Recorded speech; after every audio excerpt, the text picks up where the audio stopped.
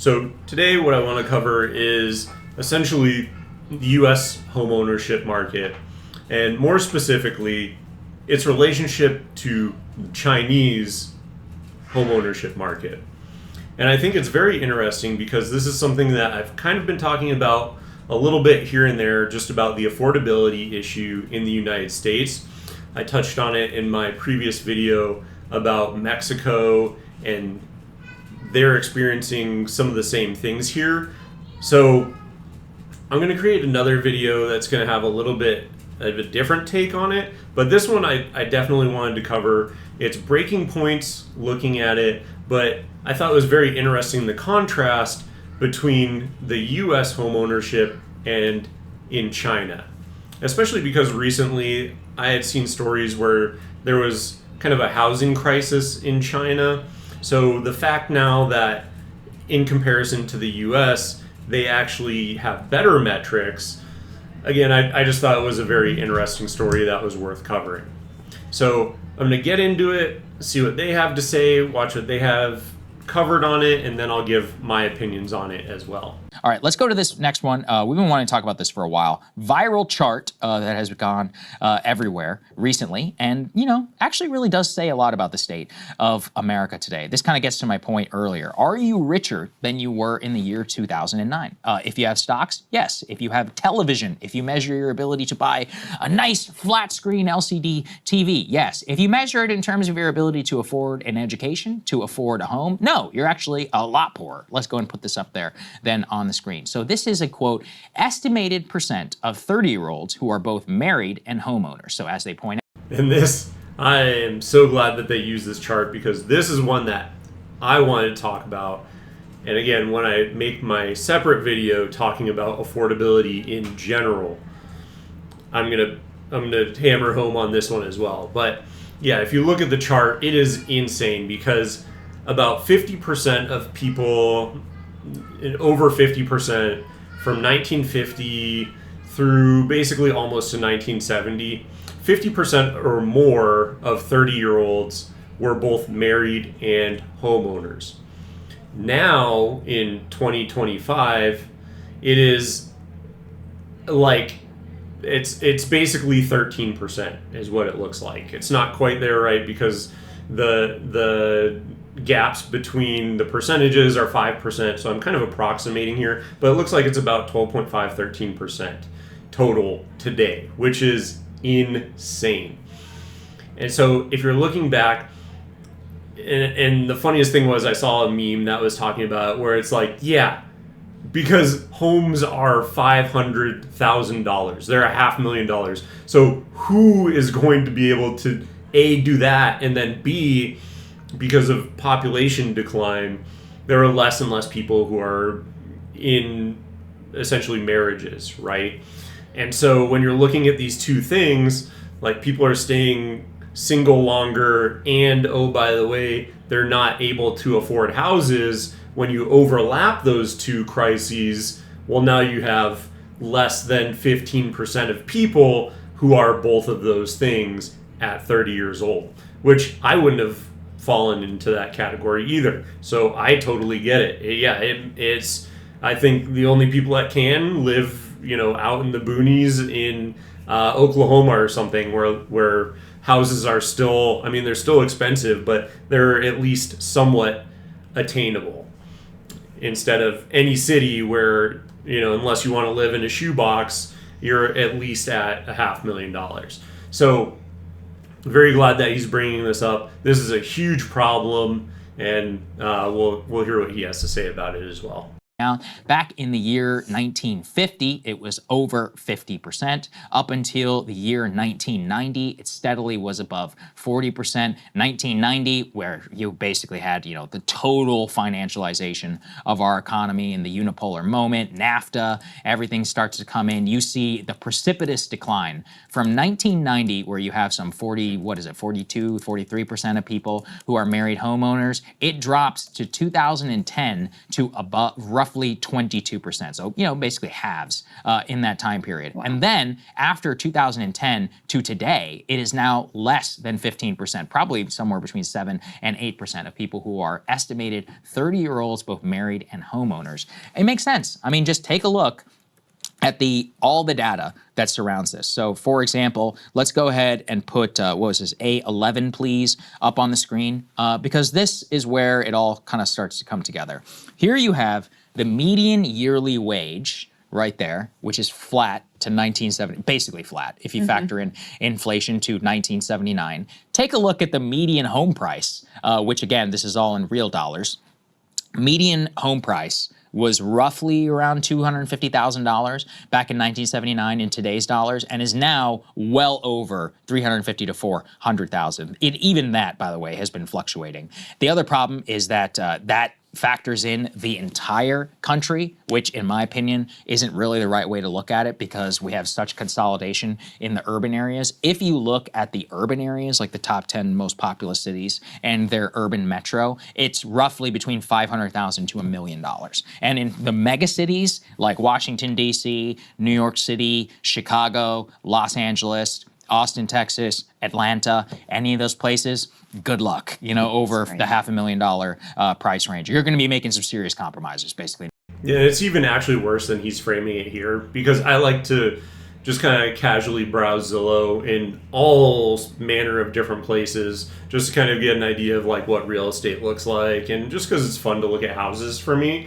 But 100% what he's saying, it's actually worse than that, because even in any market that's a main hub of a city, any major city in the United States, what you're essentially looking at is, if you're lucky, you can find a house at $500,000, and like anything decent or like nicer, right? Like you would think of like upper middle class is like 750 plus.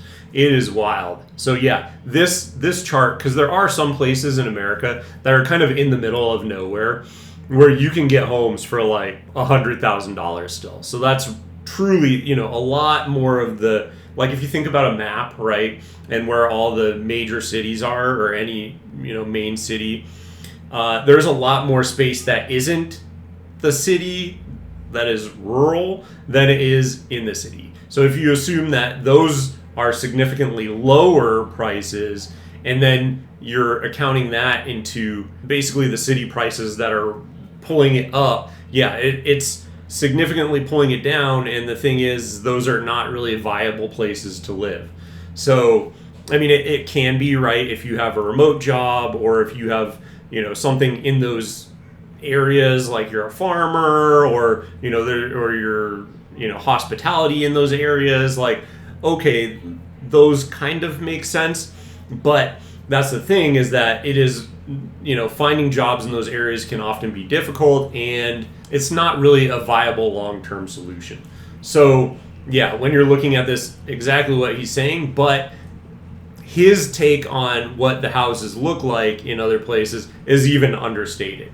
Like it is insane, the prices that you see in any large city, no matter what, at that time period. Not to mention what the mortgages are right now, somewhere around 6.5% or something like that. If you have bad credit, it's going to be a lot higher. So you're paying double with a mortgage price that you would have just 4 years ago for a home price that is roughly either increased or at the same from that time. And yeah, I mean, it's just... And that is a really good point that I don't think anyone thinks about, right? Is that, say you were lucky enough to have a house, buy a house, and or refinance when the rates were at zero, right? Last time Trump was in office. I locked mine in just over, it was like just under 3%, I believe. So if I were to go and refinance today, the exact same house, nothing has changed. I mean, I paid it down a little bit, so it wouldn't be as much. But say I were to go back in, and the way that mortgages work is you essentially are paying way more of the interest at the front of the loan than you are at the back of the loan. So the first, whatever amount of years, all you're paying is interest. there's a little bit of principal that goes to pay down the total cost of your loan, but most of that is done at the back end of the house. So the back end of your ownership of the house. And so if I were to refinance, I'm only mostly paying interest. So the price of the loan hasn't really gone down much in that scenario. But then also, by the way, because the rates, you think, like 6% isn't that bad. But that would, exactly what he's saying, that would literally double my payment. So instead of paying, let's say, $1,500 or, whatever it is a month, well, now it would be double if I were to refinance now. And so, yeah, $3,000 for a house that at the time, basically the loan amount would be $250,000, more or less. Now you're paying So imagine trying to get a house. That's not even looking at the increase in the housing prices in general, right? So not only would your loan be, so if, say, again, using the $500,000 mark, right?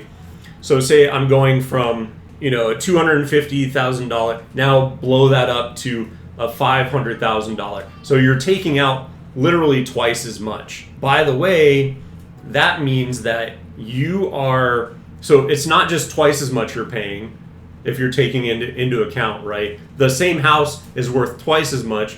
So to get the same house that I purchased 8 years ago, essentially you're paying 4 times the amount in payment because of the rates essentially doubling, but then B, the actual increase of the house itself. So for the exact same house, if I came in and wanted to buy it today, my payment would be $6,000. Again, taking that $1,500 number and putting it in today's terms, the exact same house would be $6,000 a month, whereas I'm locked in at $1,500. So yeah, it is insane to think that anyone can afford any sort of house. And then on top of that, which isn't even being discussed here, because again, this is a much deeper dive and I'm going to create a whole video around it. But the other thing about that is that the amount that you would need for a down payment, so say you go in for a $500,000 house, in order to get mortgage insurance off of it, you have to put 20% down. Who do you possibly think, and going back to the initial chart of 30-year-olds, who at 30 years old has $100,000 put away in the bank for a down payment on a house?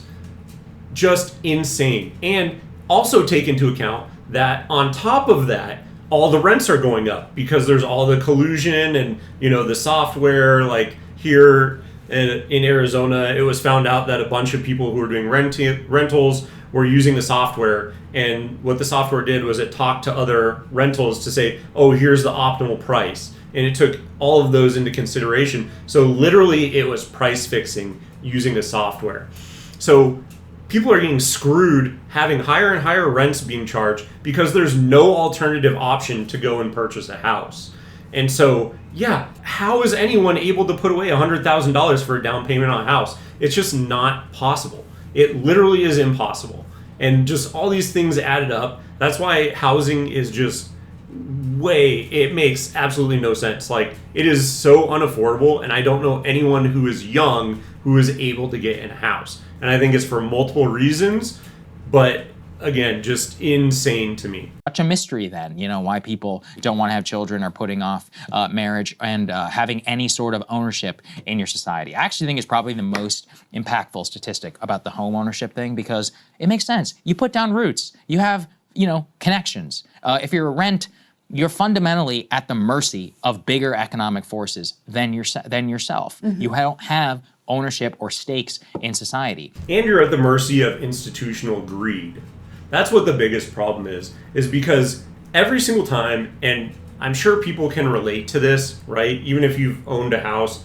I remember like right before I bought my house, I got lucky because I was in a place that essentially forgot about me because I basically flew off the handle at them because a bunch of things happened and they're like, oh, we're going to raise the rent and we want you to sign a new lease. And I was like, no, because a bunch of things happened. They turned off my water a bunch of times without giving me notice. And so I basically like flew off the handle with them. And I was like, there's no way I'm paying anything more. And then they backtracked and were like, okay, we'll keep you in here. You're a great tenant. We want to let us write up the contract. And they never did. So I was locked in basically until I left, which is fine for me. Great, worked out great. But that's the thing is, when you're at a place, this is another thing that never really gets brought up. I assume it just happens everywhere because not that I rented many places, but when I did, what happened was every single year, and I've had friends that have attested to this as well, so I'm pretty sure it's just the standard practice, is every single year, your stuff is moved in, so they want to raise the rate on you. And so that's the thing is, like, when they're doing that, they know they have you locked in, all your stuff is moved in, it's a big pain in the butt to move, it usually costs a bunch of money because you have to get the rental car, the rental truck to move everything, and you have to, if you can afford movers or you do it on yourself, you get some friend, like, it's a pain in the butt, and they know that you don't want to move all your stuff again, so every single year they want to raise your rent on you. So yeah, you're basically stuck in this awful system where you're either having to move every single year or you're basically at the mercy of these, the owners of the rental properties. And it's just an awful system. It's disgusting. And so, yeah, there's just so many problems with it. It's so toxic for everyone involved. And I'm not going to say it's painting with a broad brush, but it does mean something. And so as that all starts to decline, that's how you have Zohran. That's how you have Trump. That's how you have, so many of our political, socioeconomic forces stem from that. And so that really does need to be the problem that needs to be attacked. Yeah, like day one. That's it. The core building blocks of middle-class life just get more and exactly what they're talking about here, and I've mentioned it before in videos as well, is 100% you're going to see, you vote Trump in as a protest, nothing is happening for you on this front. People want to own homes, they literally can't afford it. Well, guess what? Now you're going to go more radical in the other direction. And if nothing gets done for you there, well, then you're going to go more radical in the other direction. And back and forth and back and forth and back and forth. And that's how you get actual political radicalism. So far to one side or the other. Because no matter who you vote in, nothing is getting done for you. Your life just gets worse and worse and worse. And it's just, there's no one is holding these companies that are allowing this and enabling this to happen and causing this to happen to actually be put under control. More and more expensive and out of reach. Mm-hmm. And there's a lot that goes into that chart because you're talking about marriage age and you're talking about home ownership. Yeah. And some of these elements are very cultural, right? It's a trend across the developed world that people are getting married older. Of course, women entering the workforce means they're going to college, they're starting careers, that puts off marriage, that puts off, having kids. So those sorts of things play into it too. But when you look at the really falling off a cliff in the 90s, you can't just blame the feminists for that one because... And the thing is too, she's right to a point, right? But the thing is to point out is that also I think it's just selfishness of people in the United States. Everything is me, me, me, me, me. And it's like, I know some people that I don't think they would ever have a kid because they just, they love to travel, they love to party, there's no way. And I think that's more and more common, that it's all about me. I only care about my happiness. It's a trend seen in, all of these self-indulgent fetishes, adult baby diapers, diaper wearers, whatever. Like all these things that are just, I don't get it, but they exist out there, is because it is a sign of our culture, and it's a sign of essentially what has been taught to us, that everything is all about you. You're the most important. You're the center of the universe. And it's not, going out and starting a family. Like that's not what is essentially promoted in the United States. So, when everything is about me getting ahead, me making it, me doing the best I can for myself, well, then it's no surprise that this is where we've ended up, and how, there are the amount of percentage of 30-year-olds to own a house and be married is under 20%, under 15%.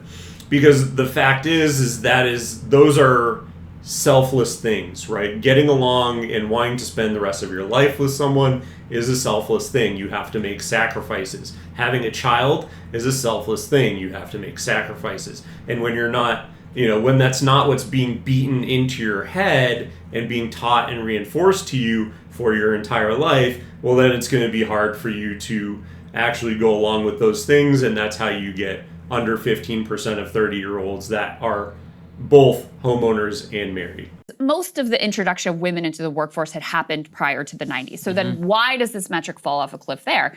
And yeah, it's not a mystery. It's because houses got really, really expensive. And so people couldn't afford it anymore.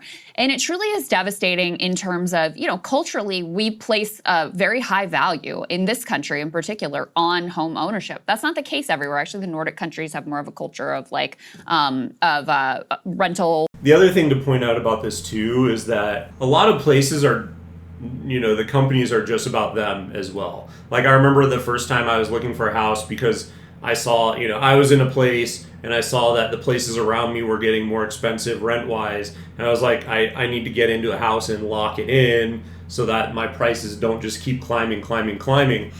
What happened was I was referred to a mortgage person that I didn't know, and I went in and she was like, oh yeah, this is what it's going to be, this is what you can afford. And she didn't want to give me like the proper advice that I needed to hear at the time, which was, okay, for a year, just put as much money as you can away into a savings account, don't touch it, so that you have a larger down payment so you can afford a nicer house.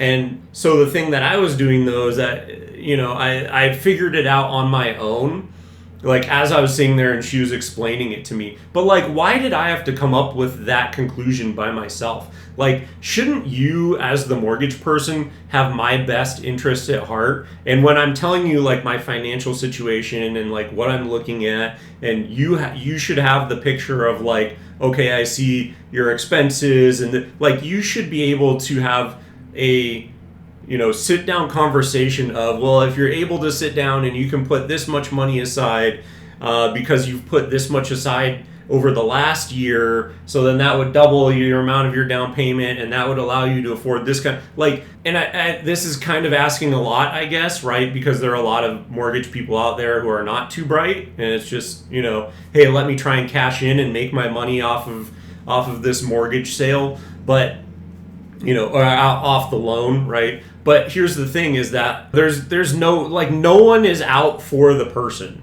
or very few people are, right? Because that's a very bad overgeneralization. But pretty much everyone is in it for themselves. So they're just trying to okay, let me get you into what you can afford, and let's not have a real conversation about what is best for you and how to actually attain this. It's just, do you qualify? Do you not? Let me get you into something so that I can take home a few quick bucks. And it's frankly just disgusting. And so I think there's a huge lack of education around these topics. And again, I only figured this out because I essentially went and sat down with someone, and I, was able to kind of see around what they were actually saying. And again, they didn't tell me it outright. They didn't have a prescriptive, here's what you should do. But no one knows what they need to do it's not taught to you. I won't say no one knows, because I think some people do, and anyone who's done it before has an idea of what it is. But that's the thing is until you've done it, you have no idea what you actually need to do. And there is a lack of resources out there for people who are in that position, in my opinion. Sort of like that's typical, and getting married later, that's kind of typical. And so the fact that you have this cultural desire to be a homeowner And you have all kinds of government policy that really rewards homeownership. I mean, the mortgage interest deduction up to being $750,000. the biggest one. Capital gains is a big one. Yeah, actually. and as a renter, economically, you're just like, the way our society is structured, you're just getting screwed. And that's a really good point. And that's the thing about when you see that being done, like I see articles all the time where it's basically like people trying to justify, oh yeah, you're actually better off renting because blah, blah, they try and justify it, but 100% it is totally more beneficial, way more beneficial to be a homeowner. Just like it's beneficial to be married where you get a tax credit for that, right? You get a lower combined tax rate for the two of you than, if you were to be together, you probably qualify for a lower bracket. So that's the thing is like, owning a house is much more beneficial. And the other thing too is just in my case alone, right? From what I was saying before, where I essentially bought a house for $250,000. There's a little bit more than that, but obviously my down payment, right? But $250, and then it is up over $500 just five years later, right? So if you buy, you get locked in, and then that amount grows, right, as you own it. And again, I think it's a bubble. I think it's going to come down. I think it needs to come down. I'm glad I'm locked in where I was, right? But yeah, when you're looking at it, when those prices go up, you're gaining all that profit, right? So if I were to sell my house now, I could walk away with over $250,000 because I've also made improvements and blah, blah, blah, whatever. So it's probably actually worth more. But that's the thing is, if you are not able to lock in, then when you're trying to get in the market and it's that much higher, well, it's much better to lock in on a house when you're able to, because then when it's going up, especially the way I did, right? I say I got totally lucky on my timing, but yeah, where else are you going to make an investment where you literally double your money, right? Or even better, because I can walk away, pay off the loan, and I still walk away with $250,000 when my down payment was like $30,000. And so, yeah, when you're looking at it like that, yeah, it's just insane. Like it's crazy when costs run up like that. Like if you're not locked in, you're completely thrown off the ladder for all the reasons that I did before, where it's like, okay, your actual mortgage price now is going to be so much astronomically higher because A, the rates are higher, and then B, the housing price is higher. Your down payment's going to have to be higher, which you're not going to be able to have that. Like that's an insane amount of money to just have on hand when you're 30 years old. Like it's crazy to me, unless you have like a parent that helps you out or something. Like it's just unobtainable. So yeah, it is, there are such a plethora of benefits from being a homeowner. And to the point I was making, it's just hilarious to me whenever I see an article. It's like, well, actually, you're probably better if you're renting. No, it's not. Those are probably all funded by private equity firms that want a permanent renter class. Like that's literally it.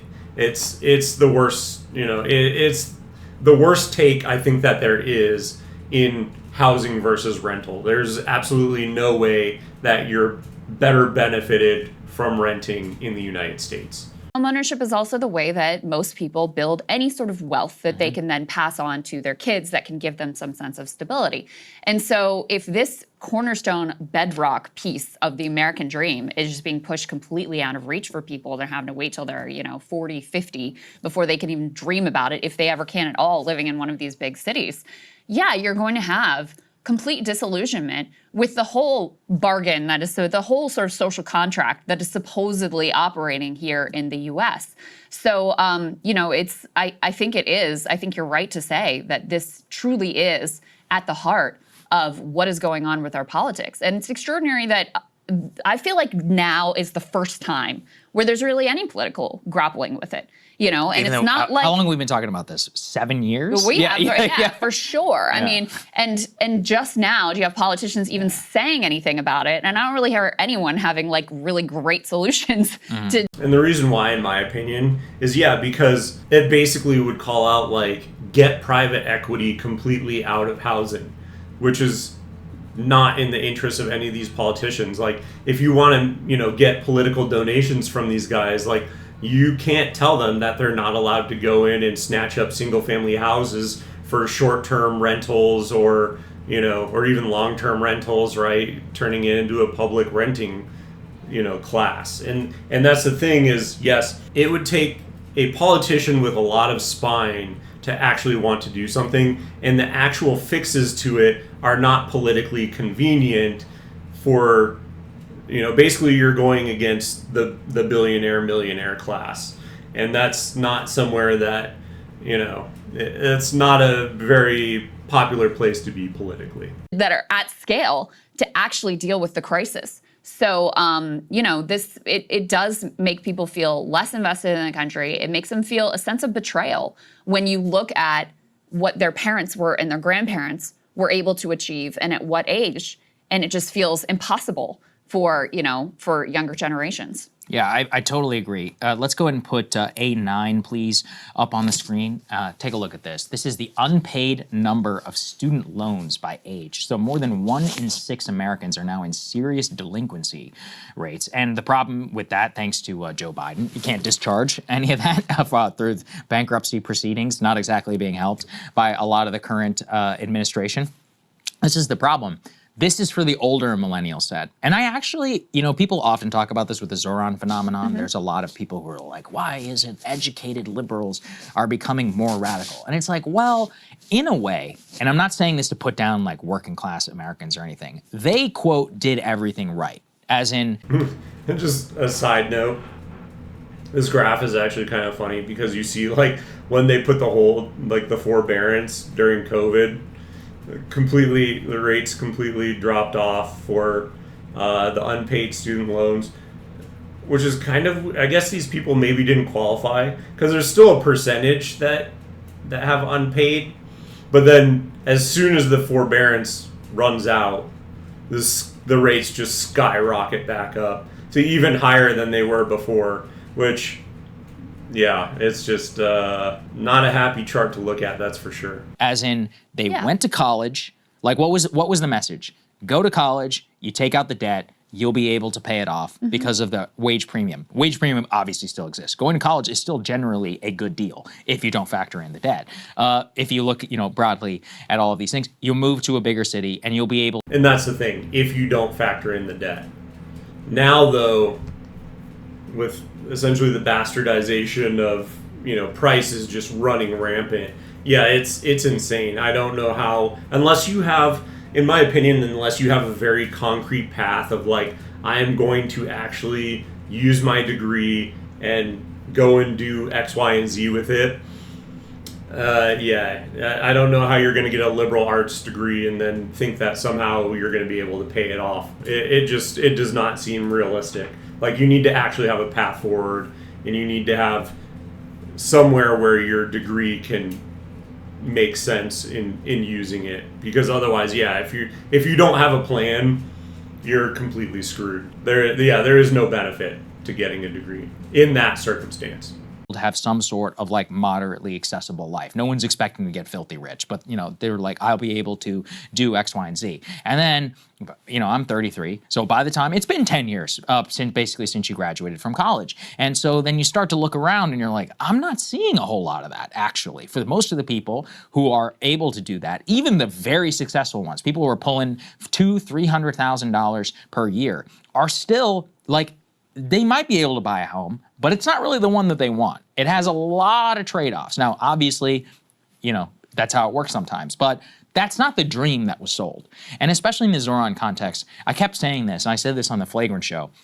I don't know why everyone is acting like $100,000 in New York is in any way rich. Like $100,000. Yeah, this point is 100% true. And I think at the time, right, like now, okay, yeah, 300,000, I would be hard pressed to say that you couldn't afford a home. I guess in like the mega cities, right? Like if you're in San Francisco or New York or something like that, like, yeah, okay, that is a little bit more challenging probably. Right, but I think most places in America, if you're making $200,000 to $300,000 and you're not able to afford a home, like you're doing something wrong, and you should probably seek some sort of financial advisor to take a look at your books and like what are you doing and how are you not able to afford a house. And I think a big part of that is like you just need to put a ton of money, like you need to live frugally and put away as much money as possible, and and just build up your down payment so that you can reduce the amount on the loan as low as possible.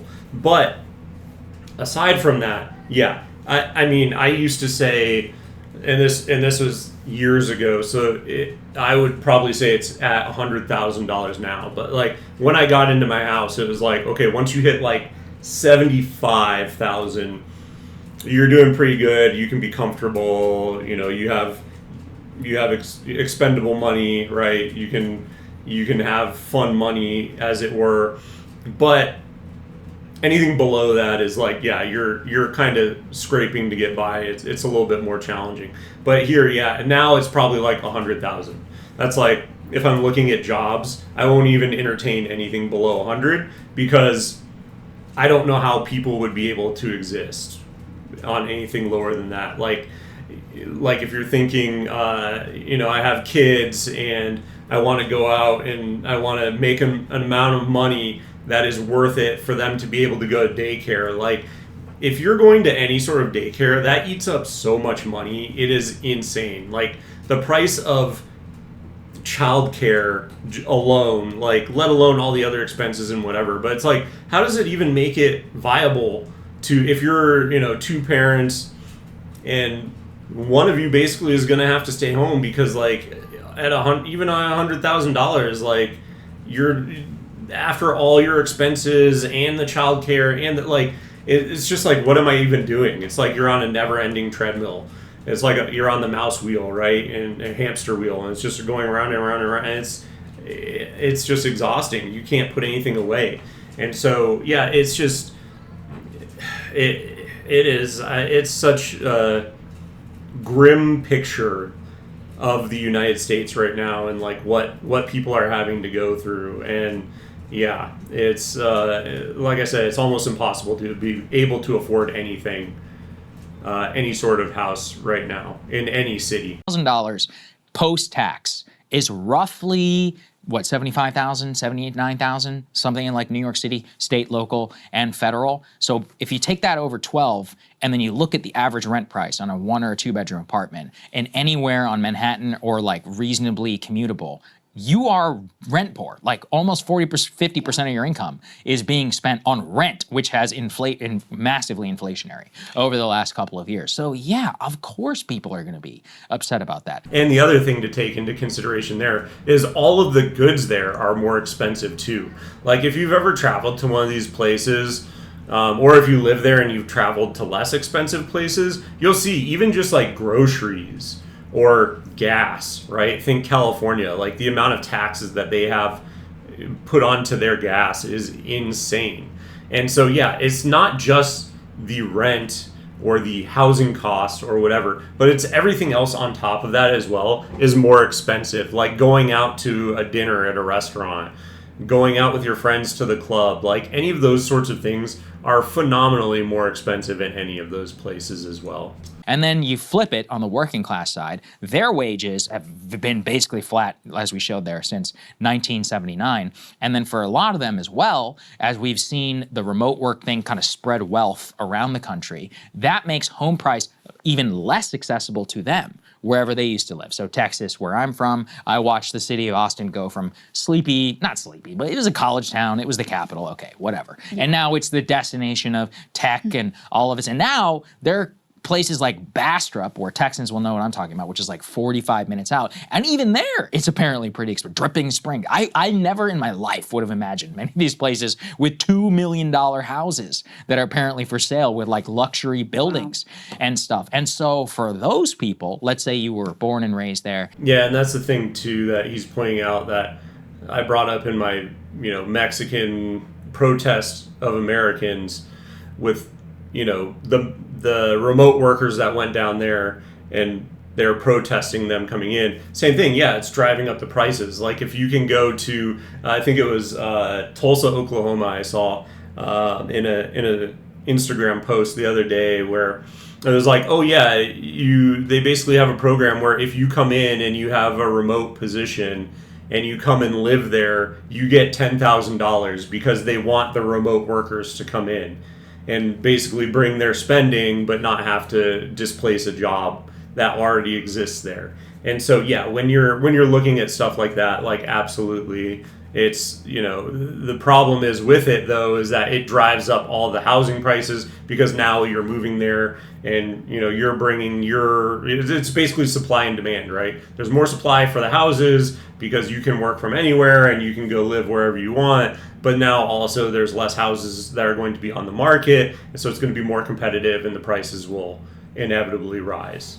And let's say you work at your father's plumbing business and you're making $75,000 per year. How are you moderately supposed to be able to compete with that at all? I hear the same about Atlanta, about Nashville, about South Carolina, any of these places which are like lower tax havens for people who are like second tier wealthy in these places. And so that's kind of like a race to the bottom, and it just raises the price for everybody. And I'm not even talking about California, the most populous state in the country, which is just bonkers in terms of its real estate. I genuinely don't even know how people live in California. Yeah, it's wild. Even some of the places that I was looking at probably during COVID, they have continued to rise. And I think it's just private equity just continues buying it.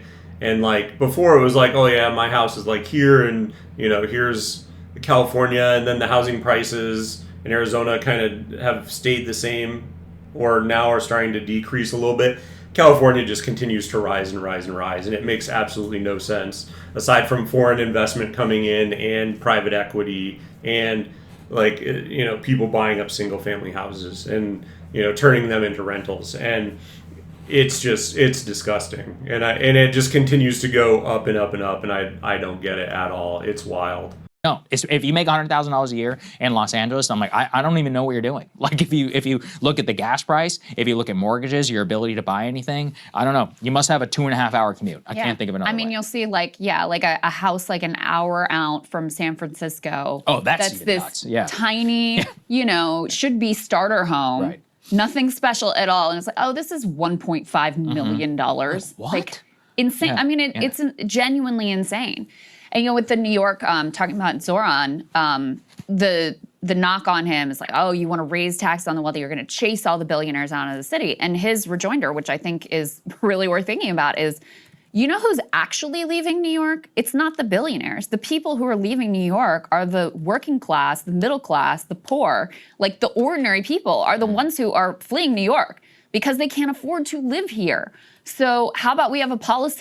Yeah.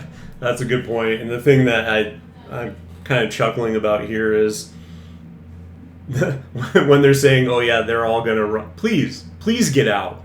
I think that would be granted, they're going to vacate these, or they would still hold on to the real estate, right? Because it's an investment, so they don't care. They're just going to move their residency to somewhere else. They're still going to have a footprint there. So like, it's not even really a good argument. But, yeah, it's kind of a so what. Like, yeah, it's just so difficult. And that's one of the things is that if you live in one of those places, I don't know how they expect anyone to do any sort of, retail or service-oriented work, like waiters, waitresses, baristas, working at, a grocery store, any of these types of things, because it's literally just completely, why would you ever want to travel, to their point, like an hour plus to work at some, entry level style job, right? Or service job or whatever, when you could just get something nearby your house. Like, it's not that hard. Like, if you work at a Starbucks, guess what? There's a Starbucks down the street. And you're probably going to be making the exact same amount of money. Like, I can't imagine that you're getting that many more tips in New York City to make it worth wasting not just an hour to get there, but also an hour to get home, plus, if not longer, of every single day. Every single day you're wasting hours of your time. And it's like, I can't imagine it at any point it would be worth it. And then now you're going to have no one to serve you your drinks or, whatever, wait on you, whatever it is. So it's completely silly to me. Like, I don't know how anyone thinks that that's a sustainable model for anyone. that seeks to keep, to make it possible for them to live in this great city again. And I think that apparently has a lot of appeal to a lot of New Yorkers of like, hey, how about I'm able to afford to live in the city instead of worrying about like catering to the whims of this, elite billionaire class. The student loan debt, it is similar to the homeownership betrayal. It is another betrayal, to your point, of a sort of deal, social contract that was offered to people. Okay, you're going to, school's expensive. You're going to take out debt. You're going to take these years to go further your education. But at the end of that, you're going to have that same kind of stable middle-class life that, your parents' generation may have been able to achieve with like a union, manufacturing, or blue-collar job. Now, this is the new economy, and that's how you achieve that. And for many people, that has not panned out to be the case. When you factor in how expensive healthcare is, how expensive housing is, the dwindling wage premium, still a wage premium, but dwindling wage premium from going to college. And the other thing too, huge point on this is now AI. All of these jobs that you're going to college for, right? Any white collar, like if you look, they put out a list of like the 30 jobs that are the least safe, and then the 30 that are the most safe. None of, like, everything on the least safe list was all white collar. And that's all the stuff that you're going to college for. Like anything where you're going and you want to do like a sales job or, work in business or analyst or any of these types of jobs, those are all not safe and will be replaced by AI.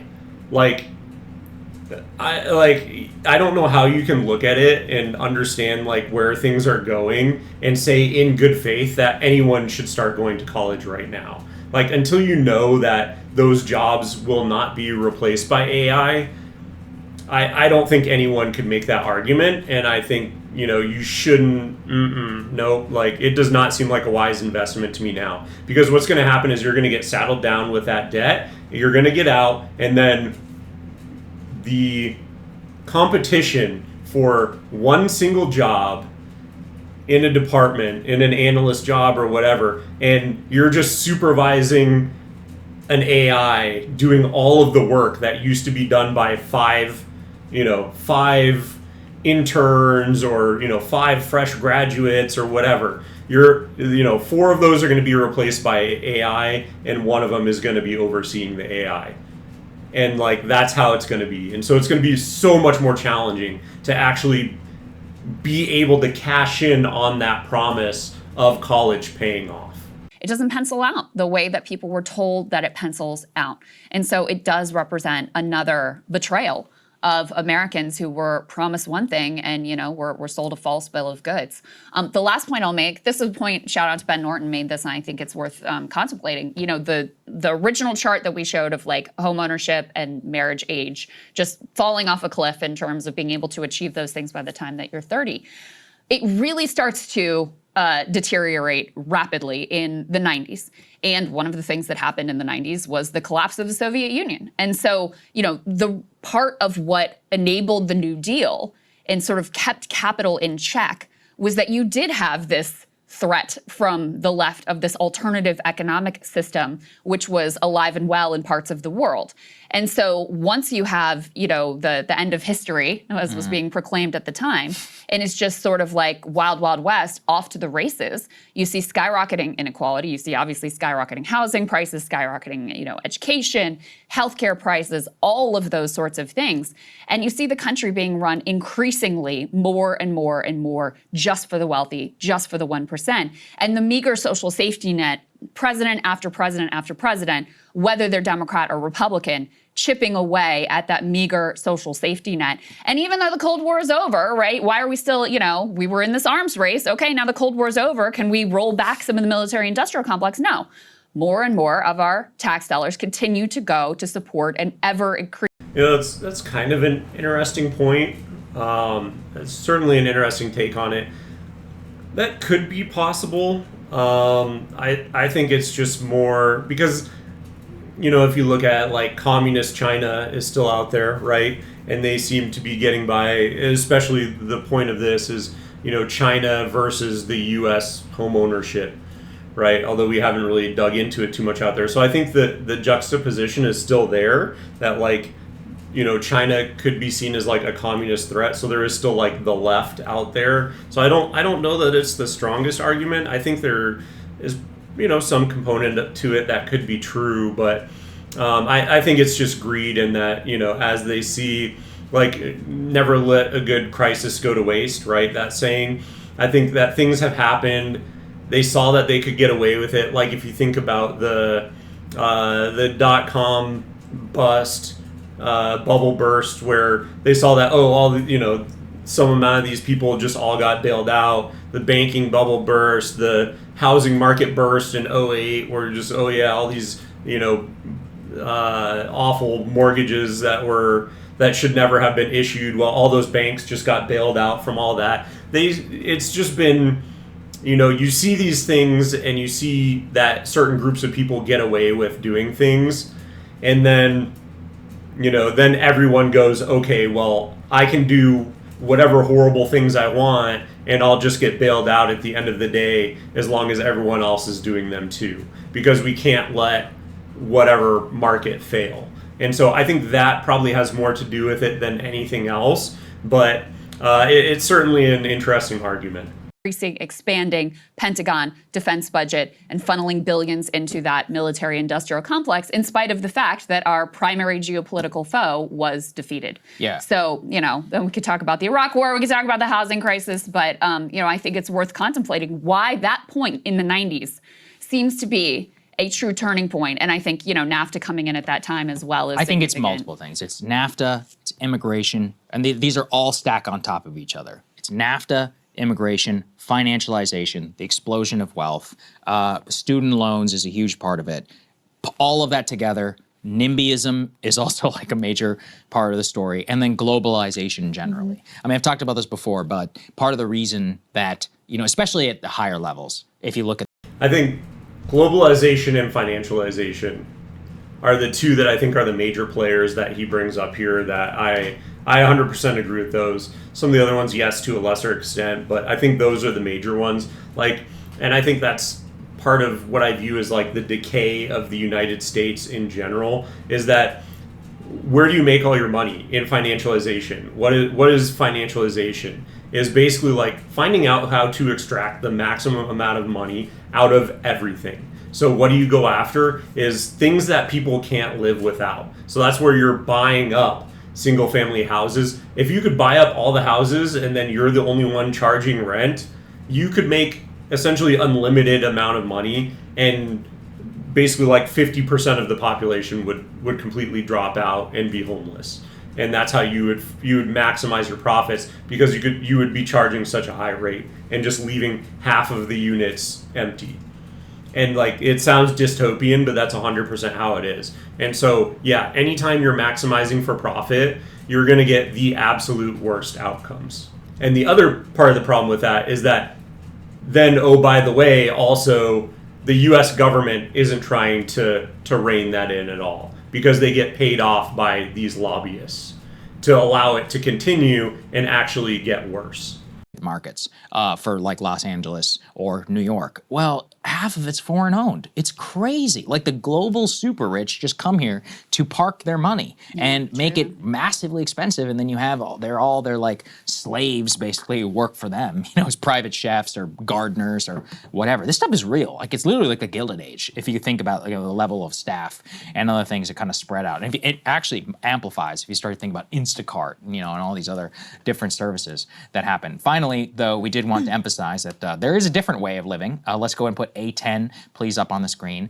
This is from Carl Zha. He's like a Chinese propagandist. I'll admit, I hated Carl for a long time, but I have been forced to say that he is correct on many things. And here he points from a 2017 story, I apologize, in China, where they say, quote, the country where 70% of millennials are homeowners. China has one of the highest homeownership rates in the world, including among millennials. If you're aged 19 to 36 and you don't own your home, you're probably not reading this in China. While young people around the world are struggling to get on the property ladder, HSBC found that 70% of Chinese millennials have achieved the milestone. In fact, I just saw a statistic that some 90% of people who live in a domicile in China are living in something that was built after 1990. Flip that around and think about that for America. Now, rapidly developing economy, it's a little bit different. We have legacy housing stock, etc. But the point being that the starter home is alive and well. And here's the one point that I would make, though, is that it's kind of apples and oranges on the comparison here, right? If you're thinking about it, because the initial chart was home ownership plus marriage, and in China, that number would be significantly less. Like the 70% home ownership, I'd like to see home ownership alone in the United States for millennials. But then if you're comparing that over, like if you were to do home ownership plus marriage in China, I bet that number drops pretty drastically as well, because they had a huge crisis. I don't know how much people follow this, but they were having a huge crisis where literally they had the one child policy.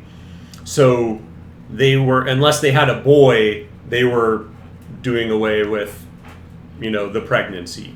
So that they would essentially, boys were so highly sought after in the Chinese culture that then an outsized number of babies being born were boys. So there was so much less quantity, if you will, of females that the men just vastly outnumber females in China. So how many of those that do have houses are also married? I think that number would be drastically lower because of that. But then also there is a sort of westernization that their government is trying to fight against. And now they're saying we're removing the one child policy. So yeah, there are things at play there as well. So it's not exactly, again, it's not apples to apples, because there's not that marriage overlay as well, because I think that would drastically reduce the numbers in China. And compare that to the stock market thing, like I was talking about earlier. So the actual building blocks of wealth or educate anything in America is massively expensive, whereas all of the bullshit is much, much cheaper. So it's the inverse of of what's you've become materially richer for. Whereas over there, it's the opposite. The stock market is flat. Who cares? You have a home, you can get very cheap food. By the way, food delivery over there doesn't have to be expensive. They got drone delivery as cheap as hell. They've got, incredible public infrastructure. They have no crime.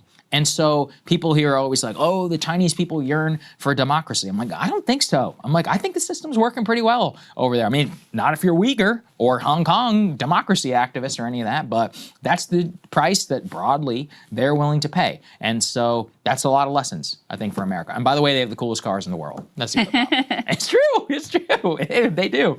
I still need to film my video soon to go drive some Chinese cars. Oh, yeah. Anyway, that was about all I wanted to cover on this one. Obviously, it's very interesting being able to take a look at, broadly the U.S. housing market and kind of the things that are at play there. But then being able to kind of take a brief look at, okay, what is, the China numbers? And again, it's two variables on the U.S. graph versus only one on the Chinese graph. And I would assume they probably move a little bit closer together, right? If you were to actually do just homeownership to homeownership. But I think the number in the U.S. is still probably very much lower than in China.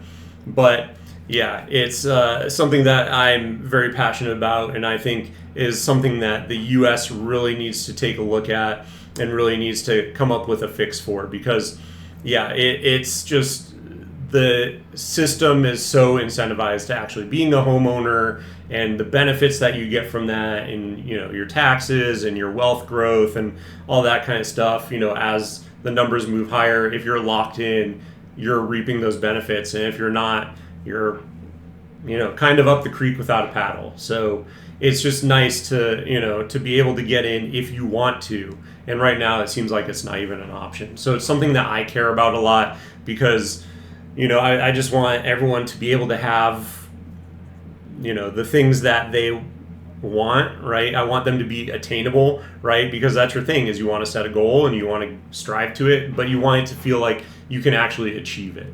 So Anyway, just wanted to take a look at this video. Again, I'll make my own later, kind of taking a little bit of a different approach and a look at it. But again, once again, covering this topic because I think it is very important and I think it does need to be talked about a lot more. Anyway, if you like the video, please give it a thumbs up. If you like my content and want to see more of it, drop a subscription. That will really help my channel grow. And if you've made it this far, thank you so much for watching, and I will see you in the next one.